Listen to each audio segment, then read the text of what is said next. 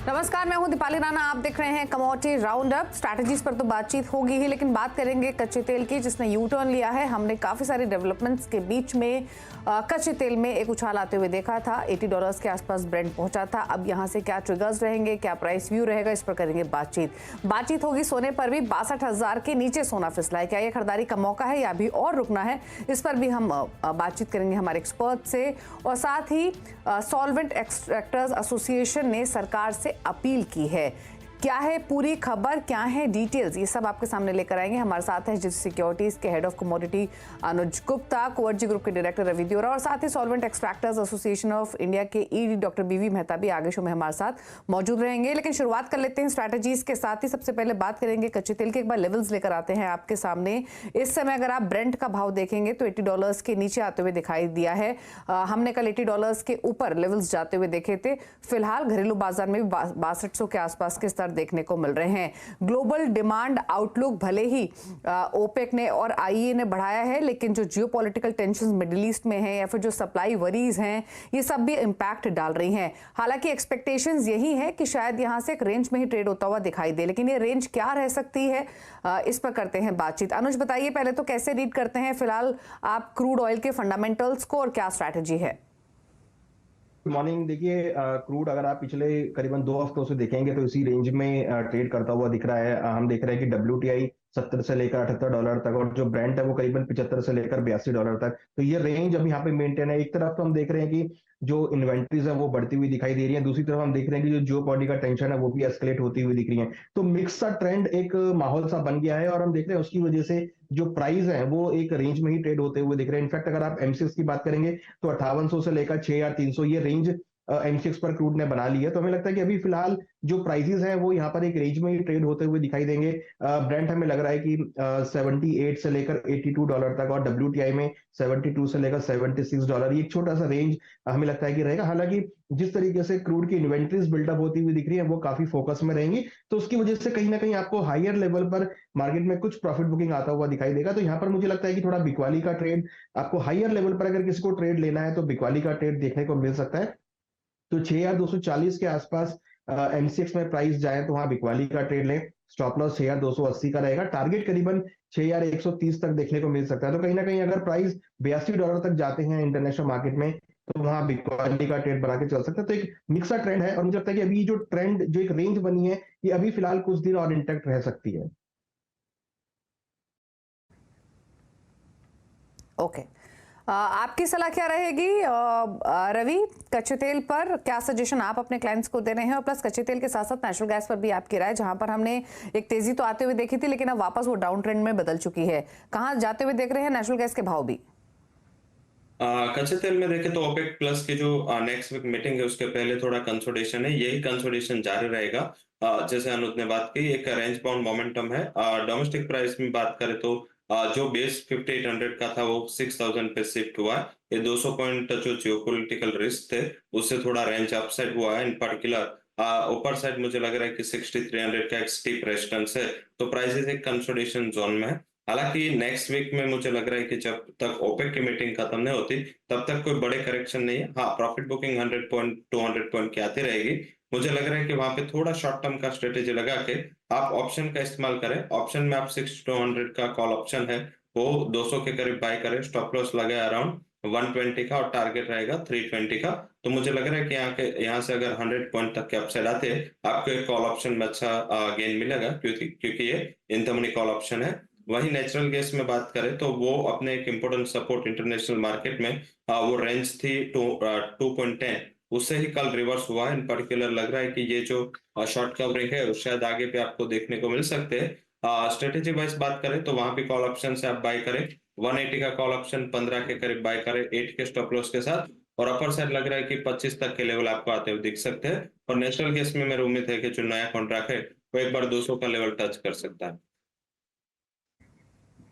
Okay, चलिए, तो ये तो राय हुई नेचुरल गैस और कच्चे तेल पर। अब बात करते हैं सोने और चांदी की। गोल्ड की पहले बात करेंगे तो इंटरनेशनल मार्केट्स में स्लाइटली अबव $2000 ट्रेड कर रहा है। डोमेस्टिक मार्केट्स में 62,000 के नीचे भाव हमने आते हुए देखे हैं और थोड़ा सा न्यूट्रल मार्केट इस समय बना हुआ है। हालांकि इस हफ्ते की अगर हम बात करें तो कुछ एक डेटा आना है यूएस का इकोनॉमिक फ्रंट पर, जिस पर नजरें रहेंगी।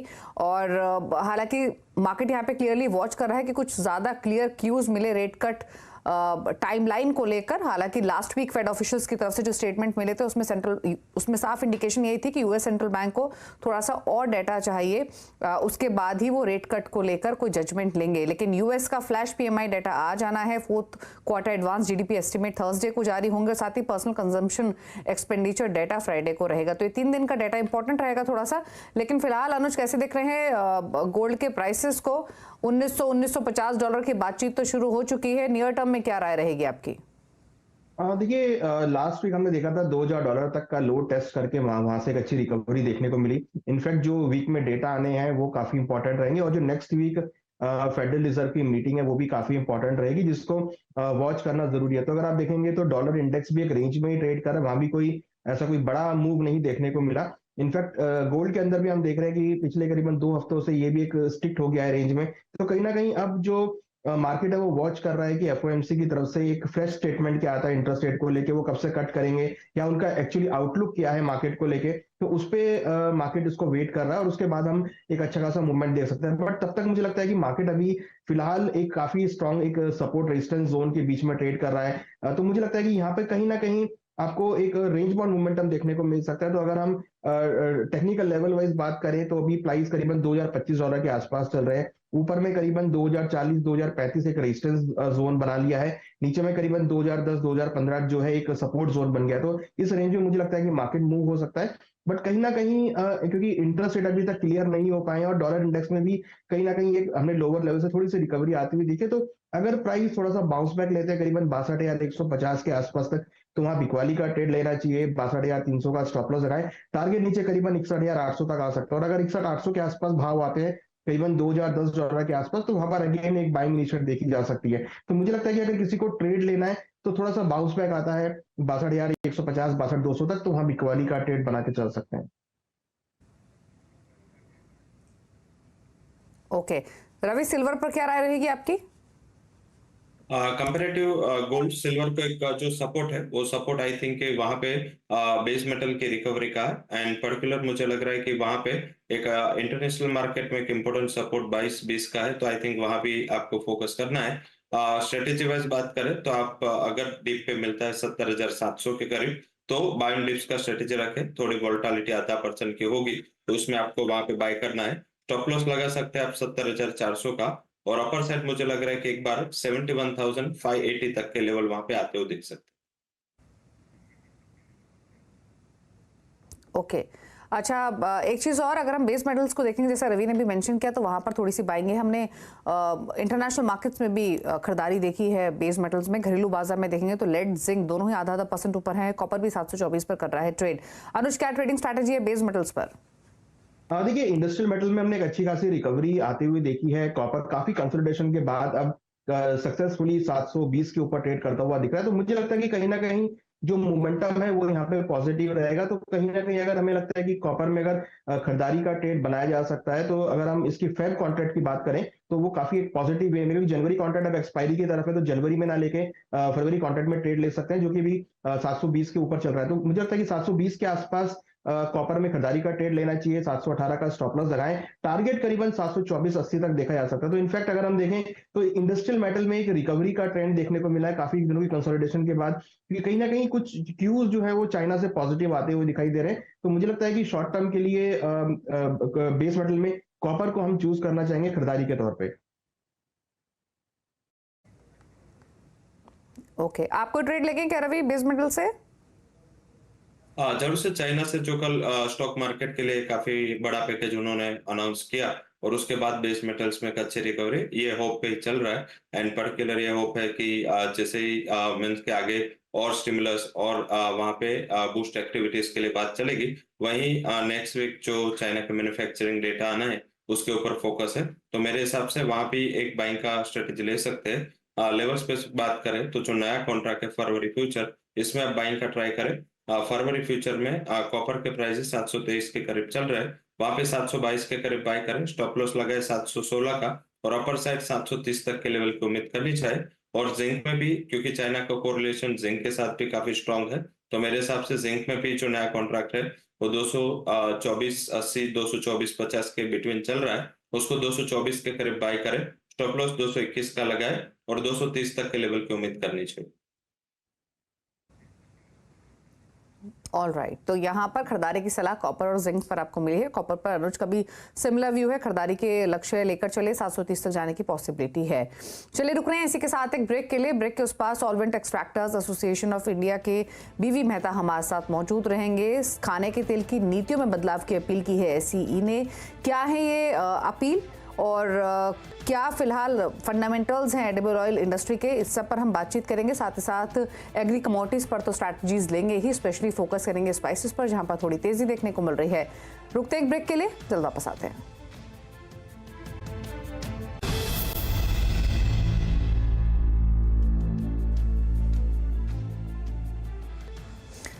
आप देख रहे हैं कमोडिटी राउंड अप। और solvent extractors association of India ने सरकार से खाने के तेल की नीतियों में बदलाव की अपील की है। एससीए के मुताबिक इससे न सिर्फ इंडस्ट्री बल्कि किसानों को भी नुकसान है और मौजूदा नीति से देश खाने के तेल के मामले में आत्मनिर्भर नहीं बन पाएगा। क्या है इस अपील के कारण, क्या है नीतियां, एससीए को क्यों लगता है कि आत्मनिर्भर बनने की दिशा में मौजूदा नीतियां बाधा बन रही हैं और क्या है समाधान, इस सब पर हम बातचीत करेंगे। Solvent extractors association of India के ईडी डॉक्टर बीवी मेहता हमारे साथ मौजूद है। मिस्टर मेहता नमस्कार, स्वागत है आपका। तो सबसे पहले तो क्या अपील की है आपने सरकार से, उसी को समझना चाहेंगे, बताइए। नहीं, पहले क्या था, गवर्नमेंट ने जो ड्यूटी थी फ्रीज की थी अप टू 31 मार्च 2024 तक था। सडनली अभी एक नया नोटिफिकेशन आ गया कि जो अभी जो ड्यूटी है 2025 तक फ्रीज कर दिया, मार्च 2000। उसका मतलब कि पाम, सोया, सनफ्लावर ऑयल, क्रूड जो है उसे 5.5% जो अभी ड्यूटी है उसे आगे नहीं बढ़ेगी। और रिफाइंड ऑयल है उन्हें, जैसे पाम, सोया, सनफ्लावर का, उसका 13.75 से ज़्यादा आप कर नहीं पाएंगे। मतलब मार्च 25 तक आपने फ्रीज कर दिया है। उससे जो डर पैदा ये हो रहा है कि लंबा समय तक आप ड्यूटी फ्रीज करेंगे, अगर इंटरनेशनल मार्केट नीचे गई तो आप ड्यूटी बढ़ा नहीं पाएंगे। उसके वजह से यहाँ के किसान मर जाएंगे, क्योंकि आज तेल के भाव पे सीड के भाव होते हैं। अगर तेल के भाव नीचे गया तो सीड के दाम भी और नीचे जाएंगे। और हमने भी देखा है कि एमएसपी के नीचे चले जाते हैं तो और तकलीफ होगी। तो हमने अपील की है गवर्नमेंट को कि ये इतना लंबा समय तक आप जो फ्रीज कर दिए प्राइस, वो रिव्यू करनी जरूरी है। पर आप समझते हैं कि भाई अप्रैल मई तक तो गवर्नमेंट बिजी है इलेक्शन के वजह से, पर उसके बाद में हम फॉलो तो जरूर करेंगे। हाँ जी, हाँ जी।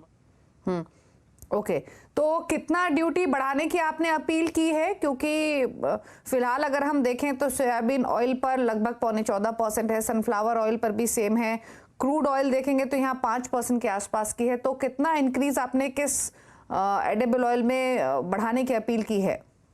हमने जो रिक्वेस्ट की है कि जो आरबीडी पामोलिन है, तो इतना उसकी ड्यूटी 5.5% ही है, ज्यादा आरबीडी ओलिन आ रहा है। उसके वजह से यहाँ की लोकल रिफाइनरी जो पाम ऑयल रिफाइन करती है काफी तकलीफ में है। क्योंकि आज भी आप देखें तो आरबीडी ओलिन यहाँ लैंडेड कॉस्ट $20 सस्ता है। उसके वजह से यहाँ की रिफाइनरी को तकलीफ हुई। तो हमारा एक सुझाव हमने गवर्नमेंट को दिया है, जो अभी डिफरेंस 8.5% का है रिफाइंड और क्रूड पाम ऑयल में, वो बढ़ा के 15% करना जरूरी है, ताकि यहाँ की रिफाइनरी ठीक चले। नहीं तो कैपेसिटी यूटिलाइजेशन कम हो रहा है और वैल्यू एडिशन भी नहीं हो रहा है। और जो हम आत्मनिर्भरता की बात कर रहे हैं वो तो सवाल ही नहीं आता है, क्योंकि इतना ज्यादा अगर आरबीडी ओलिन आएगा 30% तक, तो नेचुरली आप क्यों सीपीओ लाएंगे जब आपको फिनिश प्रोडक्ट कितना सस्ता मिल रहा है। हाँ जी मैडम। ओके, अच्छा मेहता जी एक चीज और बताइए, जो आपने अपील की है इसी को बजट एक्सपेक्टेशंस मान के चले हम, या फिर आपकी बजट एक्सपेक्टेशंस या बजट विश लिस्ट अलग है इससे? नहीं नहीं, अभी बजट एक्सपेक्टेशन जो आप बोल रहे हैं, तो गवर्नमेंट खुद का तो हाथ बांध दिया, क्या करेगी। हमारी जो रिक्वेस्ट तो ये थी कि भाई आरबीडी ओलिन और सीपीओ में ड्यूटी का डिफरेंस बढ़ाना चाहिए। अभी खुद गवर्नमेंट ने अपने हाथ बांध दिया है, खुद ने डिक्लेयर कर दिया, अनाउंस कर दिया, नोटिफाइड कर दिया कि कि रिफाइंड में हम 5.5 से ज़्यादा नहीं, 13.75 से ज़्यादा नहीं करेंगे, और क्रूड में 5.5% है, तो क्या करेंगे? फिर भी हम तो पॉजिटिव करते रहेंगे, पर जो अनाउंस करके मार्च 2025 तक फिक्स कर दिया है, तो गुंजाइश कम हो जाती है ना उसमें। नहीं तो इन सब अपील के अलावा मैं पूछ रही हूँ आपसे, बजट को लेकर कुछ उम्मीद कर रहे हैं क्या, या क्या एक्सपेक्टेशंस हैं? नहीं, खासतौर पे हमारी जो एक्सपेक्टेशन 2-3 साल से चल रहा है कि भाई आत्मनिर्भर इन ऑयल सीड की हम बात कर रहे हैं, मगर अब तक जो national mission on oil seed officially announce नहीं हुआ है। और अगर हम आत्मनिर्भर की बात करें तो गवर्नमेंट ने वो अनाउंस करके हर साल 5 से 10 हजार करोड़ उसमें डालना चाहिए अगले 5 साल तक, ताकि हमारी जो डिपेंडेंस आज 60% है वो कम होकर 30-40% नीचे आ जाए 5 साल में, और 10 साल में 15 से 20% आ जाए। वो करना जरूरी है। और 3 साल से हम सुन रहे हैं कि गवर्नमेंट आत्मनिर्भरता की बात कर रहा है, मगर जब भी बजट आता है तो उसमें कुछ दिखता नहीं है। हम फिर से उम्मीद करते हैं कि ये साल गवर्नमेंट चिंतित है तो थोड़ा ऑयल सीड में ध्यान देंगे, और उसका जो उत्पादन बढ़े, जैसे पल्सिस में किया हुआ ऐसे ही ऑयल सीड का उत्पादन बढ़े, उसमें ध्यान दे और इंसेंटिव दे। ओके, तो पल्सिस की तरह ऑयल सीड्स का उत्पादन बढ़े, आत्मनिर्भर बने इंडस्ट्री इंडिया की, उसके लिए सरकार को नीतियों में बदलाव करना होगा, और जिस तरीके से पल्सेस में सरकार ने कदम उठाए हैं उस तरीके का ध्यान ऑयल सीड्स पर भी देने की ज़रूरत है। कुछ इंसेंटिव्स, साथ ही साथ इंपोर्ट ड्यूटीज़ को रीस्ट्रक्चर करना बहुत इंपॉर्टेंट है। शुक्रिया मिस्टर मेहता अपने व्यूज़ देने के लिए।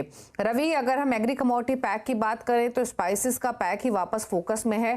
टर्मरिक तेजी दिखा रहा है, जीरा ऊपर नीचे के दायरे में कारोबार कर रहा है। क्या व्यू है आपका इन दोनों ही कमोडिटीज़ पर? जरूर से, जैसे लास्ट शो में भी हमने चर्चा की थी, तब टर्मरिक एंड धनिया में हमने बाइंग की रिकमेंडेशन दी थी, अभी भी वो बरकरार रहेगी। जीरा थोड़ा वोलेटाइल है, वहां पे थोड़ा अवॉइड करें। अदरवाइज देखें तो टर्मरिक एंड वहां पे आप बात करें तो धनिया, ये दोनों में मुझे लग रहा है कि बाइंग की स्ट्रेटेजी लेनी चाहिए। टर्मरिक में 15,800 के करीब प्राइस चल रहा है, बाई करें। स्टॉप लॉस लगाए, स्टॉप अराउंड 15,680 का, और अपर साइड 16,200 तक के लेवल की उम्मीद करनी चाहिए। और काफी अच्छी रैली के बाद धनिया आज कंसोलिडेट कर रहा है, तो लोअर रेंज पे आप 8020 के करीब बाय करें। शॉर्ट टर्म के लिए कॉल होना चाहिए 7900 के स्टॉप लॉस के साथ। 8200 तक के लेवल आपको कोरिंडर में अगले सप्ताह तक आते हुए दिख सकते हैं। धनिया वैसे अवॉइड करना है। ब्रॉडर रेंज मुझे लग रहा है कि 26,500 से लेके 29,000 ये ब्रॉडर रेंज में रहेगा। अगर रेंज के लोअर साइड मिलता है तो आप वहां पे कॉन्ट्रा जा सकते हैं। मुझे लग रहा है कि ये जो करेक्शन है वो एंड होने के करीब है, यहाँ से अभी ज्यादा शॉर्ट नहीं करना चाहिए। ठीक है, तो ये रही आपके लिए ट्रेडिंग स्ट्रैटेजी, स्पेशली स्पाइसेस के पैक पर, कोरिएंडर, टर्मरिक और जीरे पर रवि का व्यू। चलिए शो को समेटने का वक्त है। शुक्रिया रवि और अनुज, आप दोनों का ही आने के लिए शो में और अपने स्ट्रैटेजीज व्यूज देने के लिए। इसी के साथ एक ब्रेक का वक्त भी हो गया है। ब्रेक के उस पर आप देखिए वायदा मार्केट का पूरा एक्शन फ्यूचर एक्सप्रेस में। नमस्कार। बता दें कि मनी कंट्रोल पर दिए गए विचार एक्सपर्ट्स के अपने निजी विचार होते हैं। वेबसाइट या मैनेजमेंट इसके लिए उत्तरदायी नहीं है। यूजर्स को मनी कंट्रोल की सलाह है कि कोई भी निवेश निर्णय लेने से पहले सर्टिफाइड एक्सपर्ट की सलाह लें।